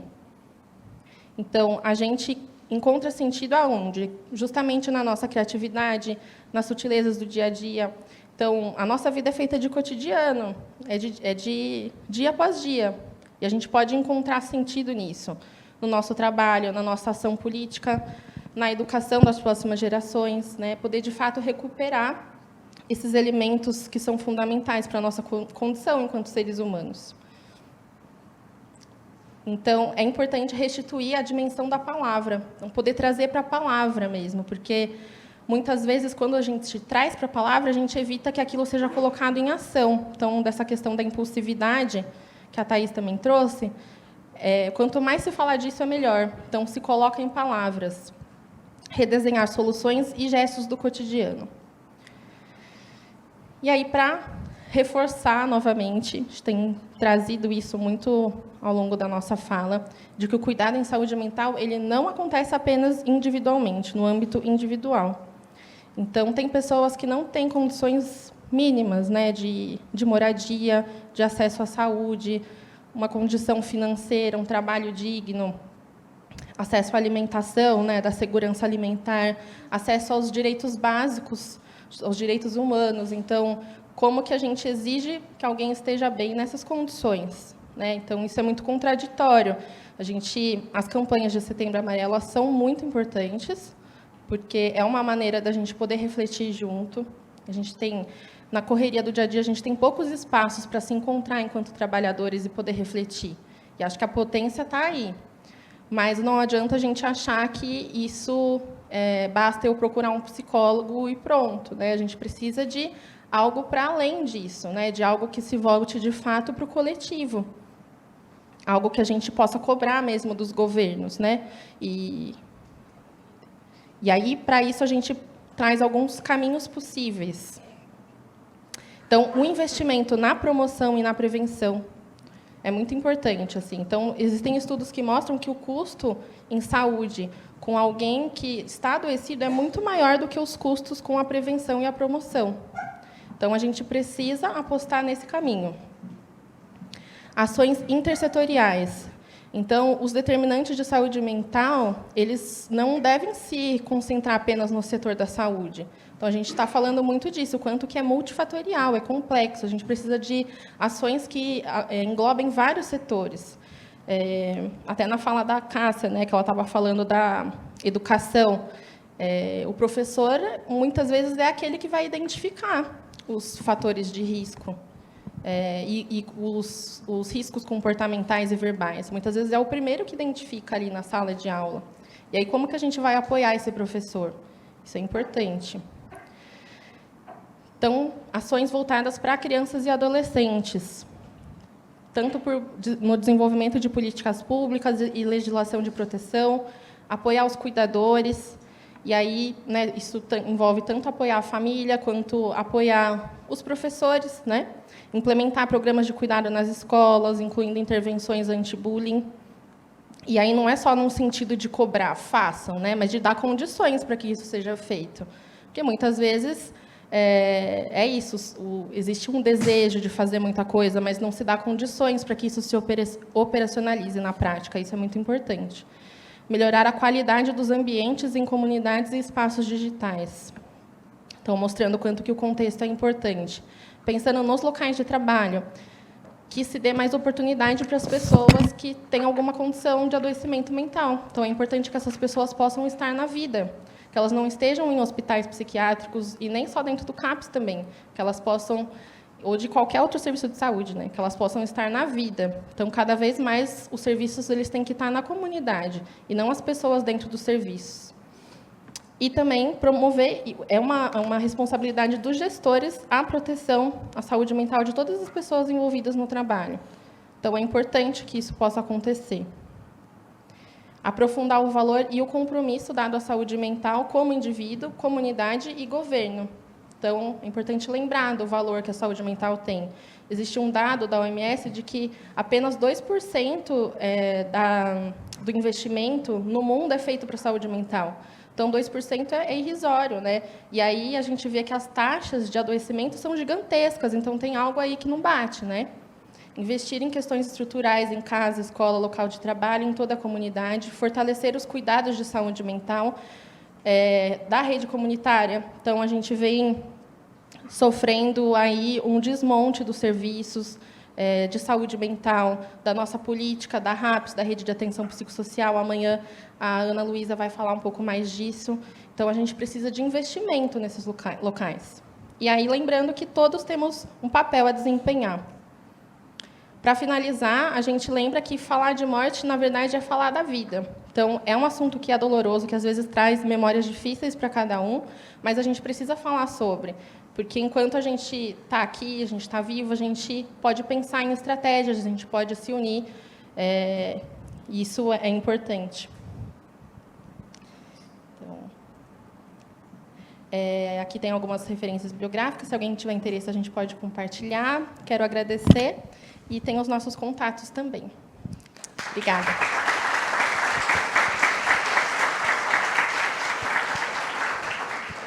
Muito obrigada, Camila.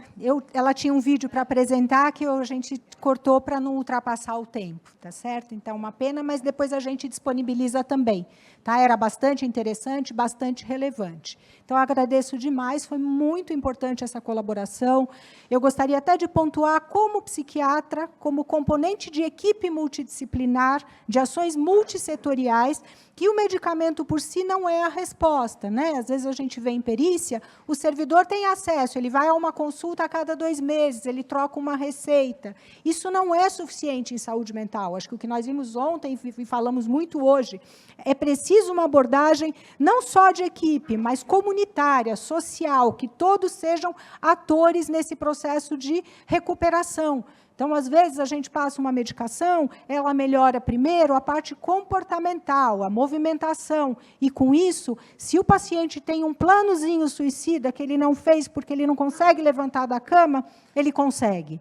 Então, são alertas que todo mundo que lida com isso tem que saber. Esse paciente, nessa fase, ele tem que ser cuidado, monitorado, ele não pode ficar sozinho, ele precisa de alguém junto, o medicamento não pode ficar com ele. Então, tudo isso são alertas que a gente precisa ter. As falas foram maravilhosas, foi muito bacana. Eu vou passar agora, se a secretária quiser falar alguma coisa, não, e vou passar para o Pedro Paulo, que é o nosso fisioterapeuta. Ele vai falar um pouquinho, vai fazer umas atividades com vocês, para que a gente possa encerrar de uma forma mais leve um tema que é tão sensível, né, que é tão profundo. Bom dia a todos. Todos se levantam agora. Aqueles que tiverem, não precisa. Precisa? Se tiverem com blusa, confortável. Se quiserem se espalhar também, tá? Quem sentir algum desconforto em algum alongamento, não precisa executá-lo, tá bom? Vamos elevar os braços lá para cima. Vamos tentar levar uma mão lá no peito. Vamos mandar o isso embora. Alonga braço. Agora inclina. Pressa lateral. Alonga. Vamos vir no lado para não ter uma tombada, né, pessoal? Aí, troca o lado.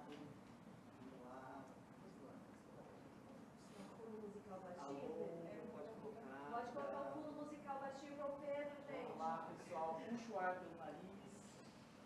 Solta. Solta os braços. Vamos girar a cabeça 3 vezes para o lado. É normal dar uma estraladinha. Muito bem. O fundo musical do Pedro. Ótimo. Troca o lado. 3 vezes para o outro lado. Muito bem, pessoal. Aí, agora nós vamos segurar a cabeça lateral aqui, ó. Puxar. E a outra mão a gente vai empurrar para baixo para ele sentir mais alongamento. Empurra a mão para baixo. Isso. Sempre puxar. Troca o lado.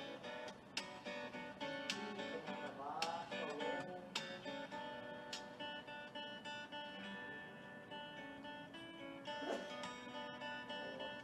Volta devagar, força a cabeça para frente agora. A mão botou o celular na mão.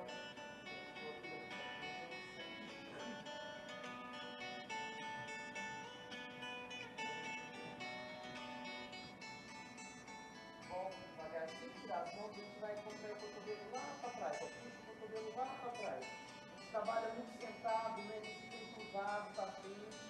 Agora a gente está fortalecendo a musculatura lá atrás e alongando da frente. Isso curvado, né? Curvado. A gente está puxando. Volta devagar, mais uma vez. Vamos lá.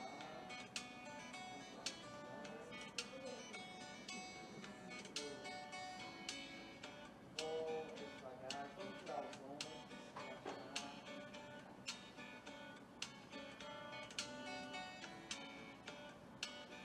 Troca o lado do tiro.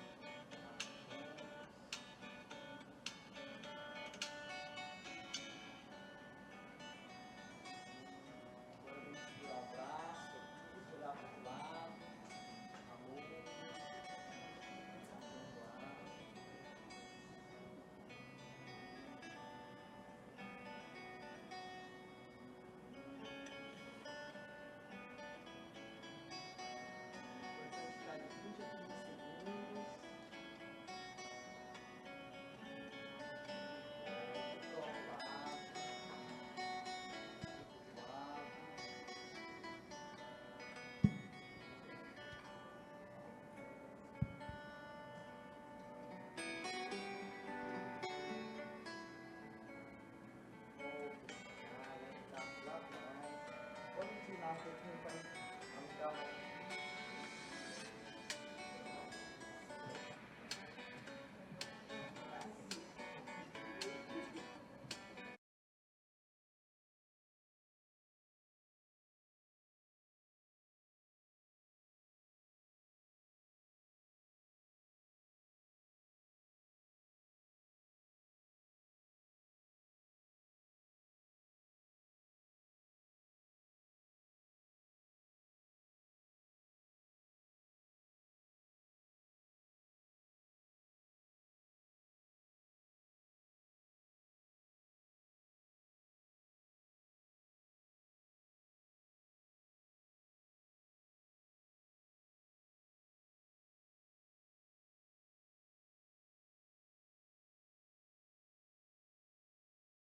Fazer atividade física. É importante também ter uma boa postura na frente do computador, ao dormir também. Agora lá na frente. Muito bem, agora vamos dar uma inclinada aqui, ó. Alongar mais. Postura correta, qualidade de vida na certa, pessoal. Isso aí.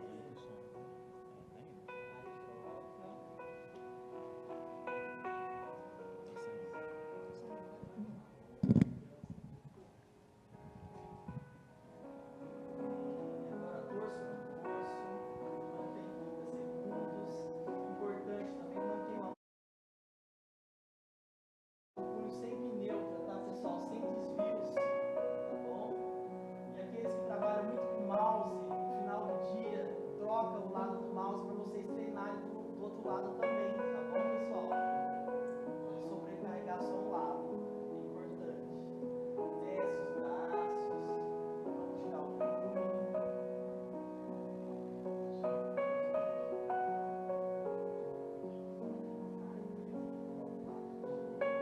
Agora nós vamos combinar o lado, tá? Para vocês não se trombarem. Eleva o braço. Vamos lá, alonga. Alonga o braço, alonga o ombro.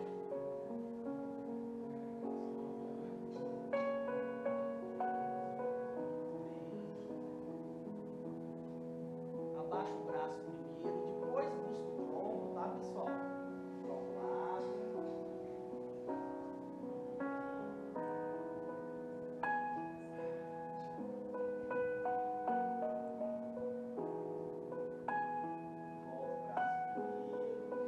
Vamos tentar segurar o pé. Vamos lá.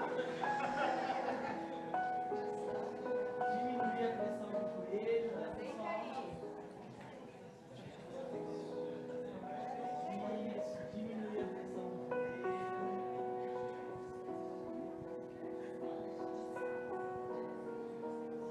Cuidado na volta para não bater o pé, tá?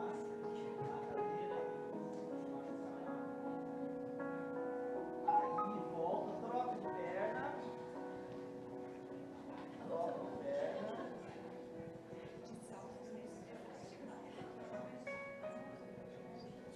Eu só faço com uma porque eu tenho uma perna mecânica, tá, pessoal? Eu faço com uma perna.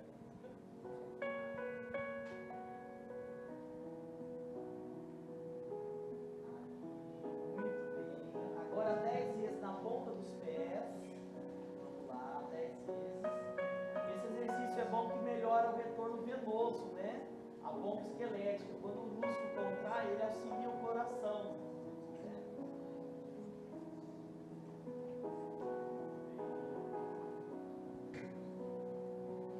Ótimo. Agora coloca as mãos atrás da cintura. Força a cabeça para trás.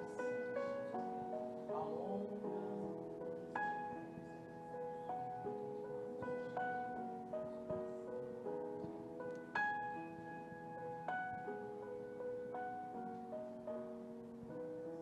Aí, volta devagar. Leva os braços lá para cima. Vamos segurar aqui, ó. Vamos puxar o braço na lateral. E vamos girar o tronco, pessoal. Gira o tronco. Alonga.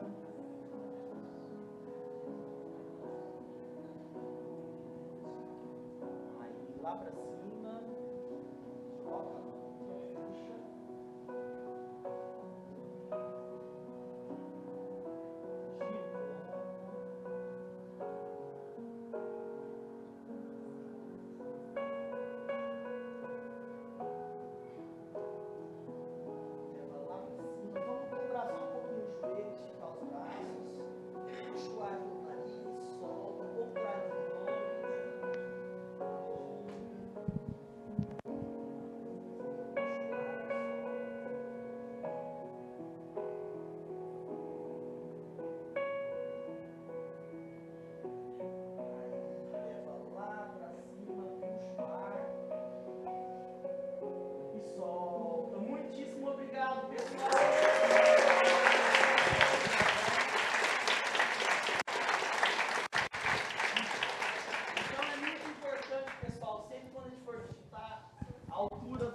monitor de sentar na altura dos olhos. Quando a gente for digitar, apoiar o cotovelo ou no braço da cadeira ou naquela mesa que tem aquela borda redonda, né? Também a coluna sempre encostar no encosto da cadeira, para essa musculatura não ficar contraindo o tempo todo. Isso prejudica, né? Aumenta a temperatura da região e os osteócitos vão sendo depositados na coluna e mais para frente vão prejudicar a sua saúde, tá? Postura correta, qualidade de vida na certa. Muito obrigado, pessoal.